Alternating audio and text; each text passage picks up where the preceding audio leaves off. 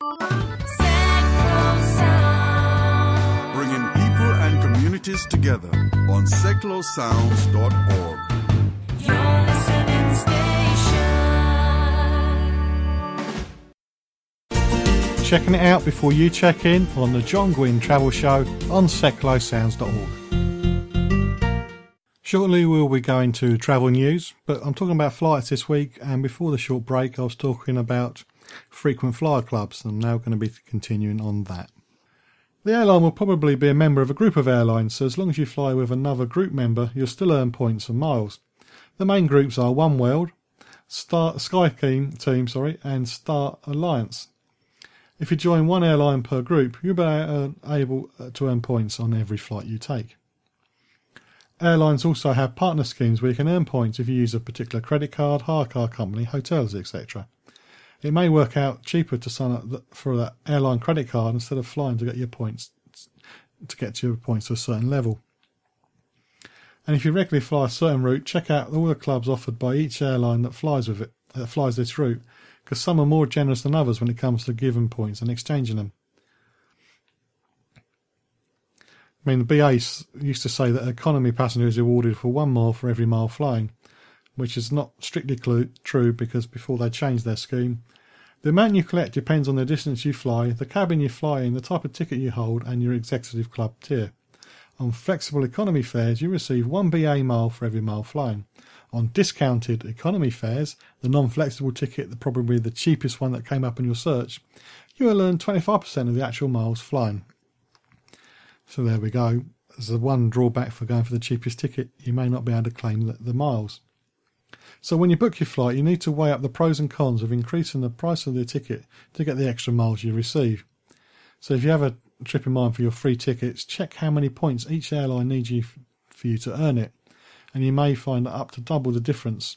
However, also think about the actual cost of your flight. It may not be worth the extra in ticket prices to earn that free flight. It gets very complicated. And not only that, only a certain number of seats are available for the free flights on any given flight.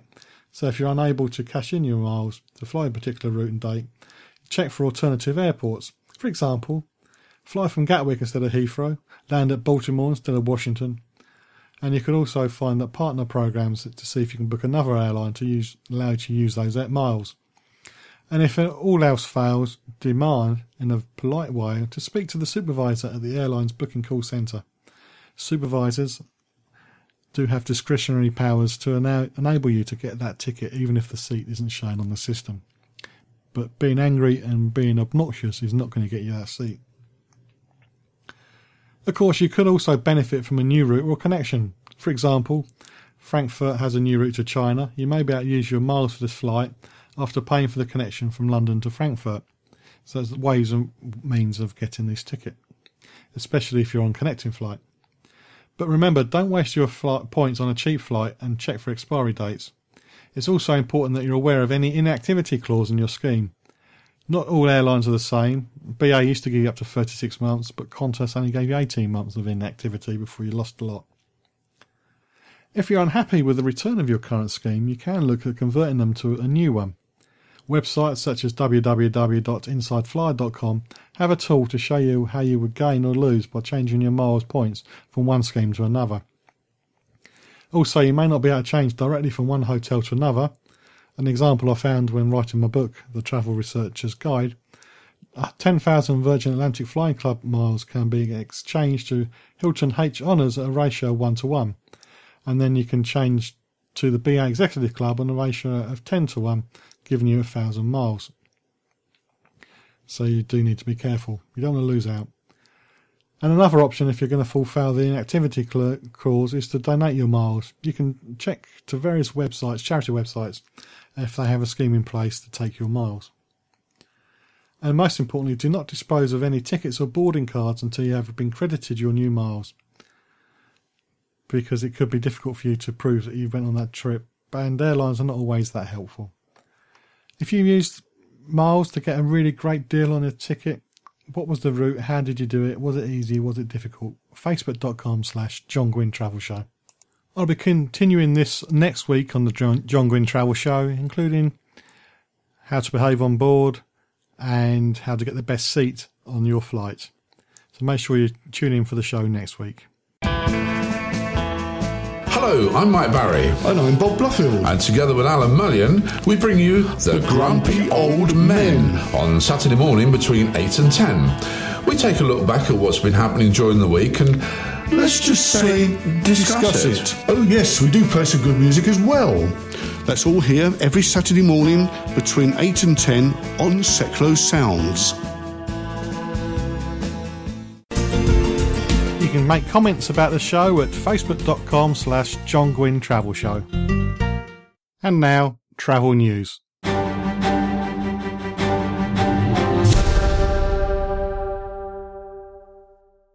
I think we should get prepared for some dodgy weather coming over France. Why? Well, the scheduled air traffic control strikes have been cancelled. What's that got to do with the weather? Well, according to reports over the last week or so, it appears that air traffic controllers in France only seem to go out on strike when the weather is nice. And they've just cancelled their strikes, so therefore it must mean the weather's going to take a turn for the worse. Hundreds of flights were grounded for 2 days with the industrial action by the controllers last week, and this stranded many passengers overseas, and it meant that EasyJet decided to run a series of rescue flights, mainly to get school children home from their school trips. The main air traffic control union, SNCTA, it probably stands for something, but I've no idea what it is. It's going to be in French, and you know, if you listen to the show, I can't pronounce any other language words, or speak English sometimes. It initially urged industrial action to be on April the 16th to 18th and April the 29th to May the 2nd, which is key holiday periods in France. So there we go, key holiday periods in France, no strike, weather, it's going to be iffy.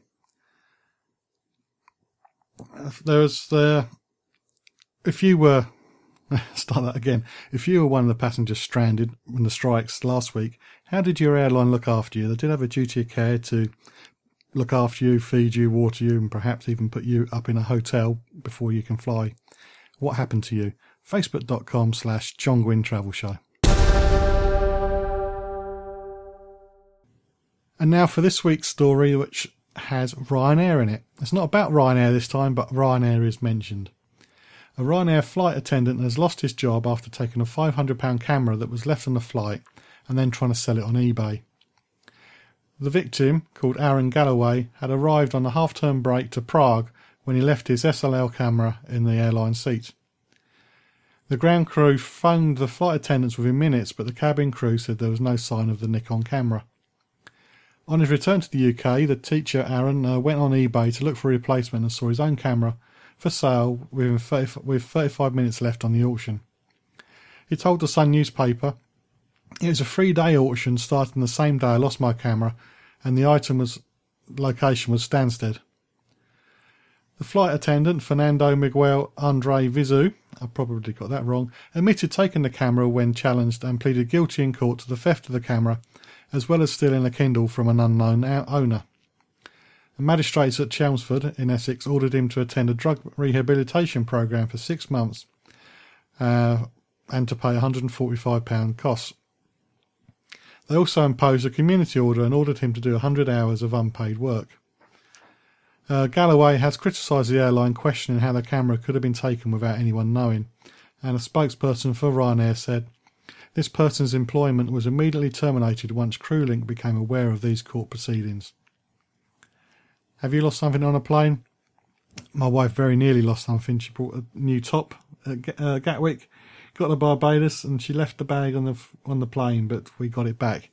Obviously her taste doesn't suit the flight attendants, he says tongue in cheek. Well, anyway, have you lost something? What happened? Did you get it back? Facebook.com/John Guinn Travel Show. If you're wondering where everybody's been going on holiday, well, the answer appears to be Spain. Spain was the top country visited by UK airline passengers during 2014, as the total number used in British airports rose by 4.4%, or 10 million more than 2013. The overall figure of 238 million demonstrated that there was more demand for air travel across the UK. This is according to the Civil Aviation Authority. They say that this growth continues recovery that started in 2011, which followed 3 years of falling passenger numbers. The figures are now just a little bit short of the 241 million peak reached in 2007. Spain, which includes the Balearic and the Canary Islands, accounted for more than 34 million passengers. Second in the list was the USA with 17 million, and then it was Germany with 12, Italy with 11.9, France with 10.6 and Ireland with 10.4. Other countries in the top 20 include Holland, the United Arab Emirates, Portugal, Switzerland, Turkey, Greece, Poland, Canada, Denmark, Norway, India, Sweden, Cyprus and Egypt. Although how these figures are going to be next year with India and Egypt's been a little bit weird about their visas, who knows? And again with Turkey, maybe the numbers for 2015 will be a lot less, but we'll have to wait and see.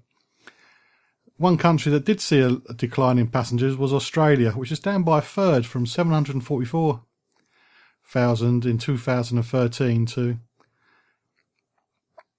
488,000 last year, which is a huge drop.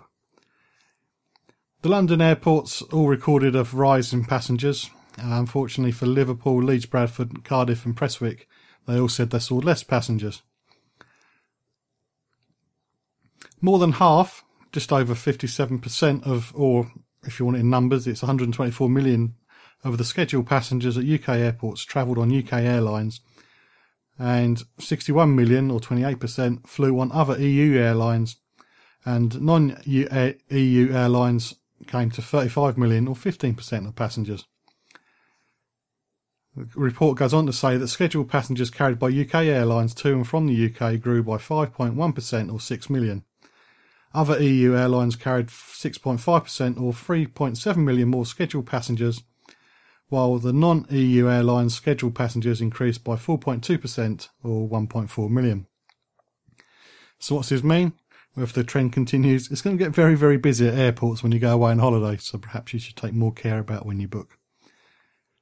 If you're one of the people who decided not to go to Australia last year, what was your reason? Let me know. Facebook.com/John Guinn Travel Show.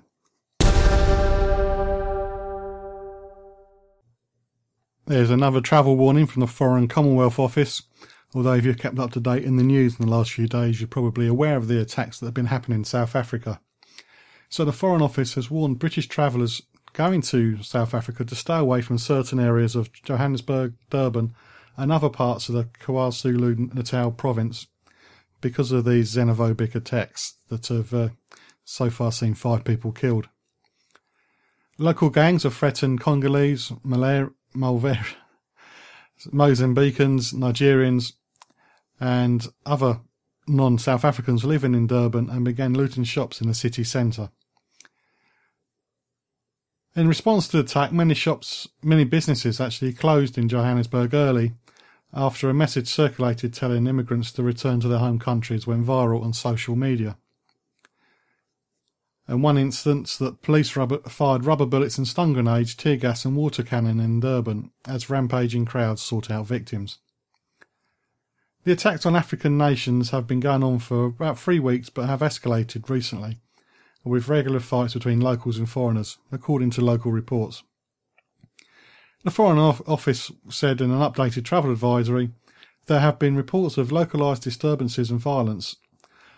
Monitor local media for more information and avoid any areas affected by the violence. Follow developments in the local media and avoid all demonstrations, rallies and large public gatherings. Well, that last line there, that's probably the same for any country you visit. Always try your best to avoid demonstrations, rallies and large public gatherings. Seklo Sounds is based at the Old Rectory, the home of our studio partner Interaction MK. They've been bringing arts to life in Milton Keynes for over 35 years. They use the arts to improve the life chances of disabled people and others in challenging circumstances through shared creative activity. These programs help participants to develop creative, personal and social skills. You can visit them at www.interactionmk.org.uk. Rockers, join me, Colin, And me, Andy. for Roadie Rocks. Fridays at 8 p.m. on Seclo Sounds, bringing you the very best in classic rock, stories from the road.